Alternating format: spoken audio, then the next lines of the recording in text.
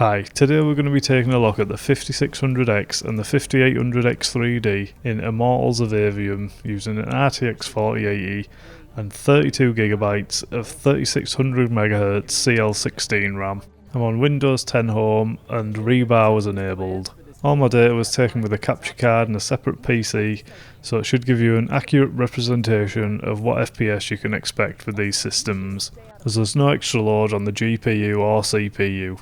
The only downside to this is you may see a bit of screen tearing in the video, but you obviously wouldn't have that while gaming yourself. The area I chose to test is the hardest part to run that I've been to in the game, but it might not be the hardest bit on your CPU, I'm not sure.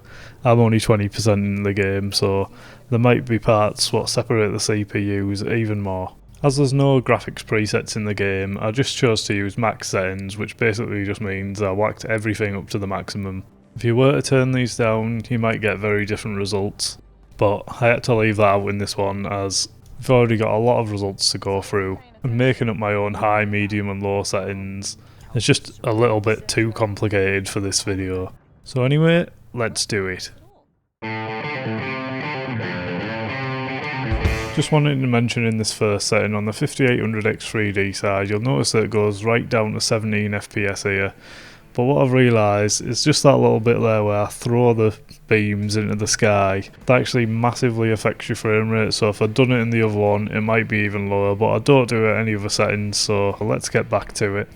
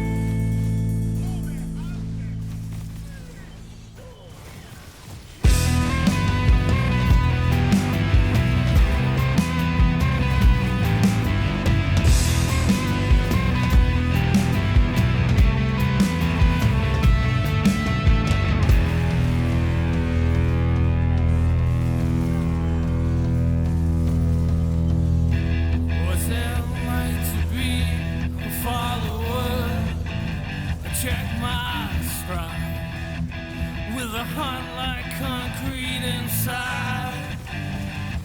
So now somehow it seems revolutionary through those eyes. Her mind breeds content of pride.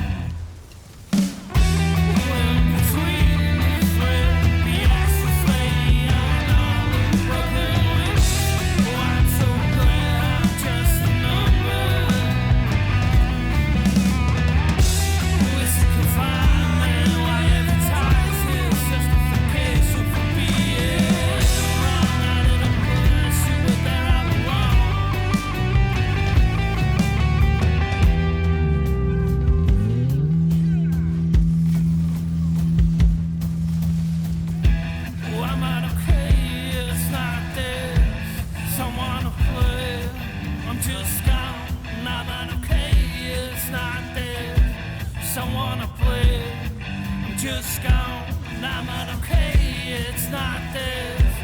Someone to play. I'm just gone, I'm not okay, it's not this. Someone to play. Just gone.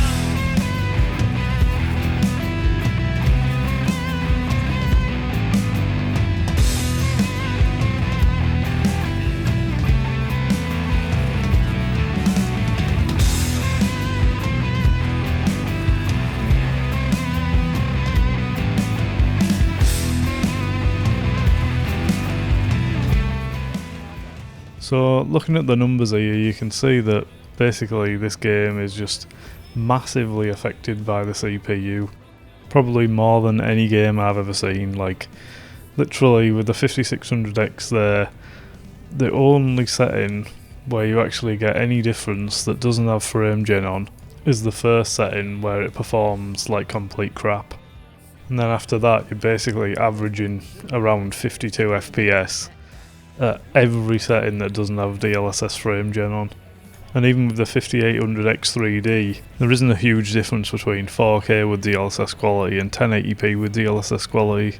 And actually, due to what seems to be CPU limitation, or a bottleneck of some kind anyway, even though the CPU usage isn't that high, the GPU utilization is really low.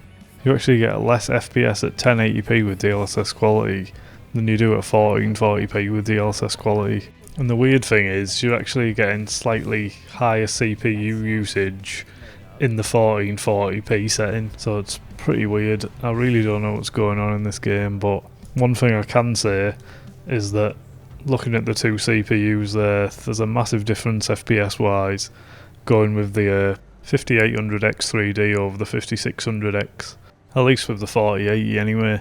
Without frame gen, the 5600X was unable to lock 60 at any setting that I tested, whereas the 5800X 3D was able to lock it at quite a few different settings. And even with frame gen on, there were some really big gains to be made with the 5800X 3D here. The biggest being 1440p with DLSS balanced and frame gen, which was 42% faster with the 5800X 3D on average. The X3D also has much better 1% lows and 0.1% lows, making it a much smoother experience overall. Hopefully this isn't a sign of things to come.